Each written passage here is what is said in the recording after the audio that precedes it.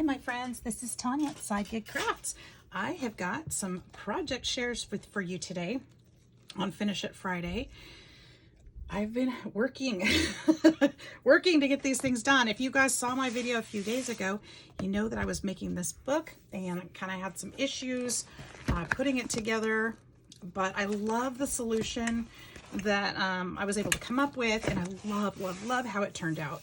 You'll see how I had to extend the back because I'd cut the boards too small, so I extended the back and made a flip around to the front and a closure here. See how I cut it too short?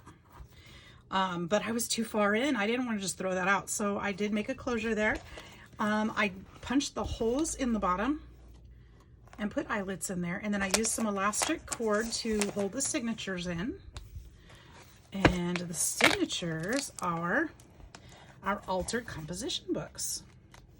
So I just put the each book in through a loop of the elastic. I used my Tim Holtz papers. I absolutely love these, and some Tim Holtz washi you'll see there. Those kind of fixed up some of the flaws as well. But I love this paper. I would love to keep this, actually. This is something I would enjoy keeping, but I think the recipient is going to absolutely love it. So of course I won't do that. It's for a gift.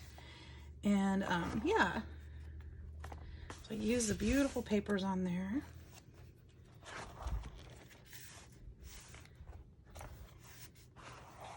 And there we go. That's it. All the papers are blank. I didn't decorate the papers. This person does do a lot of writing, and we'll need blank paper. So I thought this might be a perfect way to keep those tablets together. We've got some creasing in here, but I think that's going to be okay. And there we go. There's my connection where I connected everything. And I think it looks beautiful. I love it. I absolutely love it. So this turned out just right. So hopefully you will too. And it holds them in perfect. So another project that I finished this week was recipe boxes. You guys saw the tutorial that I put together for those. These are for my kids. They're each gonna get one. Well, not each household is gonna get one. And I just made simple flip top. Oops. And I use my scrap stick to do the inside. And then these are just gonna be index cards, so they can use them to divide their recipes however they want to. They can label them and do all that stuff on their own. Put a little simple Velcro enclosure on there. I didn't label it on the outside because I figured that way they could do that if they wanted to use the box for something different. But that one was cute too. This one is from for an animal lover. I think she'll enjoy this one. And on the inside, and then again, more of those divider cards. I absolutely love this paper. This paper was from Echo Park. Yes. And love it. So yay, they're done. Now I can wrap those. And let's see, I did a tag. I actually did a video on this one that did not turn out, so you won't be able to see this one, but I did use some chipboard scrap that I had, some paper scraps that I had. I used some paper on the back. I did some stamping on it, some music and some swirls. I added some gesso to kind of calm down the red that was in the back. And then I used some gold gilding wax on here as well as the rest of the card. I layered this up and popped it up a little bit. Then I've got Wink of Stella on here. I've got some rock candy glitter. And then I put this piece is on, I stamped this one as well and layered it up on some chipboard and put these brads in here and added some fabric. I have a big sheet of this fabric. I just keep using it. I love it. So pretty. So anyway, so that's a tag that I finished. That'll go in a Christmas journal eventually. Then I've been working on these today.